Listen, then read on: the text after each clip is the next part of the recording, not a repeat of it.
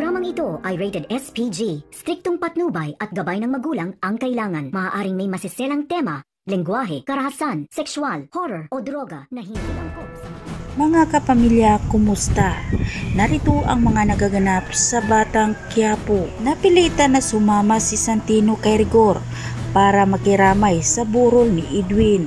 Ayaw sanang sumama ni Santino dahil natatakot siya na baka mayroon silang mga kasama na dumalaw sa burol ni Edwin. Dahil oras na makikita si Santino, Jack ay malalaman na ang kanyang sekreto ni Rigor at ni Pasing na siya lang ang dumali ni Edwin. Pagdating ni Santino, kinausap siya agad ni Pasing at sinabi niya na kailangan magbabayad ni Tanggol sa ginawa sa kanilang anak. Pinagpilitan kasi ni Pasing na si Tanggol na naman ang pumatay sa kanyang anak.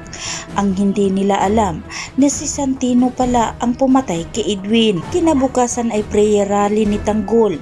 Nagtipon-tipon ang mga tao at masaya ito na isinigaw ang pangalan ni Tanggol. Tuwang-tuwa naman si Tanggol sa ipinakita na suporta sa mga tao sa kanya. Ngunit di nagtagal ay dumating si Rigor. Galit na sinita si Tanggol. Pinahiya pa ni Rigor si Tanggol sa mga tao. Sinabi niya na kapag ibubuto si Tanggol bilang mayor, walang magawang matino si Tanggol sa Maynila kundi sakit lang ng ulo. Galit na sagot ni Tanggol na nagkakamali si Rigor na kapag mananalo siya at makaupo na bilang mayor, una niyang tatanggalin ay si Rigor. Uminit ang dugo ni Rigor at bumunot siya ng baril at itinutok ito kay Tanggol. Ngunit sa pagkakataong ito, hindi nagpatinag si Tanggol, bagamat diniin niya ang baril na itinutok ni Rigor sa kanya. Hinamon pa niya si Rigor na iputok na ang baril sa kanyang ulo, ngunit hindi na makapagsalita pa si Rigor. Samantalang nagpang-abot naman ang dalawang pamilya,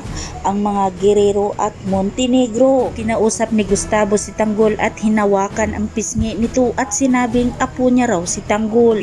Inalis ni Tanggol ang kamay ni Gustavo at sinabing hindi niya raw ito kadugo dahil mga Guerrero umano ang pumatay sa kanyang kapatid na si David at hindi niya raw mapapatawad ang mga Guerrero kahit kailanman. Pansin din ni Gustavo na kasama pala ni Tanggol si Tinding na minahal niya noon hanggang ngayon. Kinausap niya si Tinding at sinabi niyang matagal na raw niyang hinahanap si Tinding. Ngunit sinalubong lang si Gustavo ng isang sampal ni Tinding. Hindi pa nakuntinto si Gustavo sa isang sampal.